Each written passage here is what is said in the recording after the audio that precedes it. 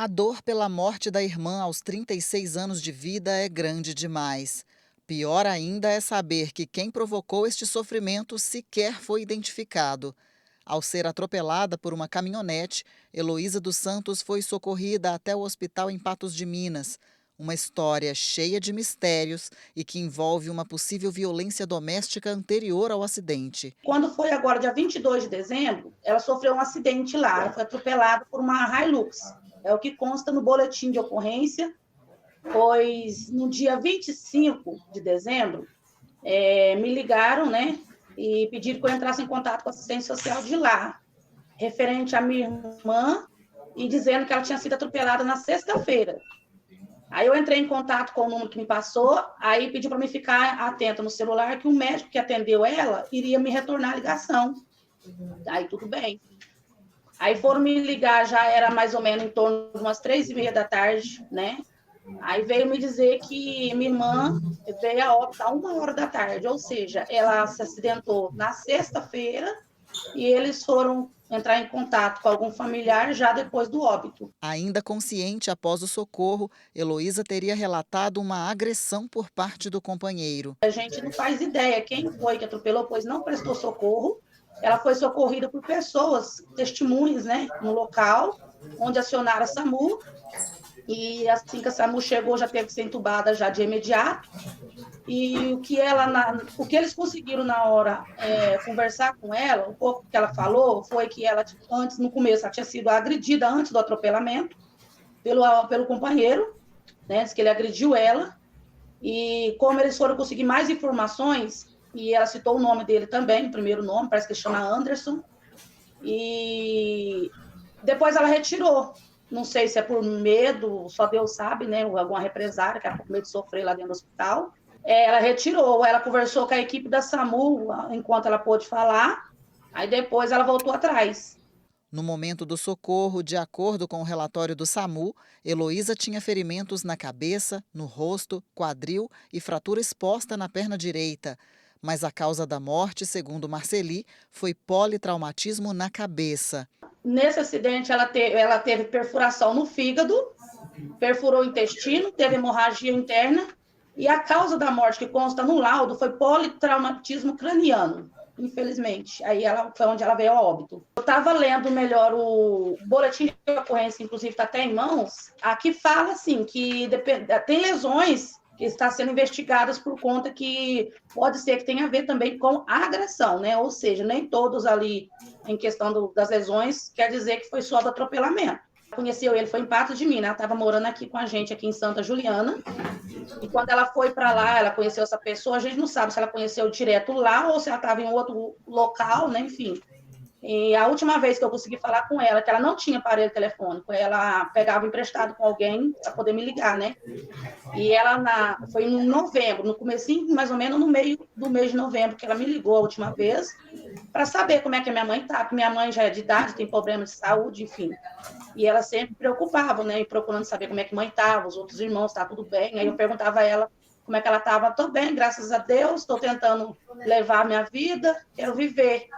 Segundo Marceli, Heloísa saiu de Santa Juliana, onde toda a família vive, no final de outubro, para morar com o atual companheiro em Patos de Minas. Ela não tinha aparelho celular, portanto, para entrar em contato com os familiares, ela utilizava telefones de terceiros, seja para ligações ou mensagens de texto. Mas em novembro, esses contatos pararam de repente. Preocupada com a situação, Marceli buscou notícias por meio do CRAS e da Assistência Social de Patos de Minas para saber qualquer informação sobre a irmã. Elas me informaram que eles iam fazer uma rota lá dentro da cidade. Caso visse ela na rua, eles iam abordar ela e conversar com ela para ver se estava bem, se estava precisando de alguma ajuda, né? Enfim. Mas aí, durante o prazo, eu liguei mais ou menos umas 3 vezes, né? E eles não tinham resposta, não tinham visto ela ainda. O acidente foi próximo à ponte do Rio Paranaíba, na estrada que liga Patos de Minas ao distrito de Alagoas. No dia do Natal, Marceli foi até o hospital e reconheceu o corpo da irmã. Heloísa foi sepultada no dia seguinte em Santa Juliana. É muito estranho, porque por ela, talvez ela foi agredida, pode ser que há possibilidade dela ter sido agredida e talvez no desespero para poder fugir do local, porque o ocorrido do atropelamento foi às 19 horas, né?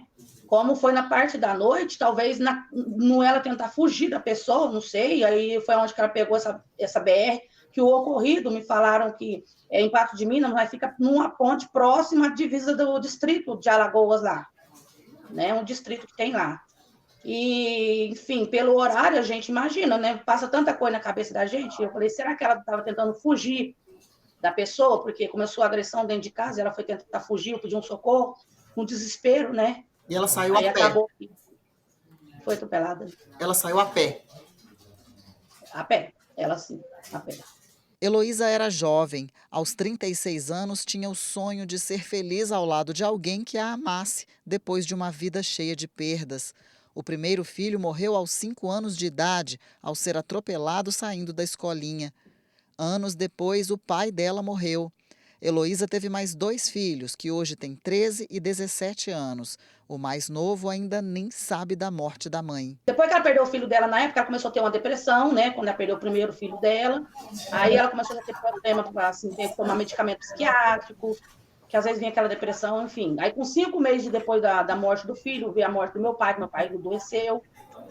Aí ela já ficou mais, né, depressiva.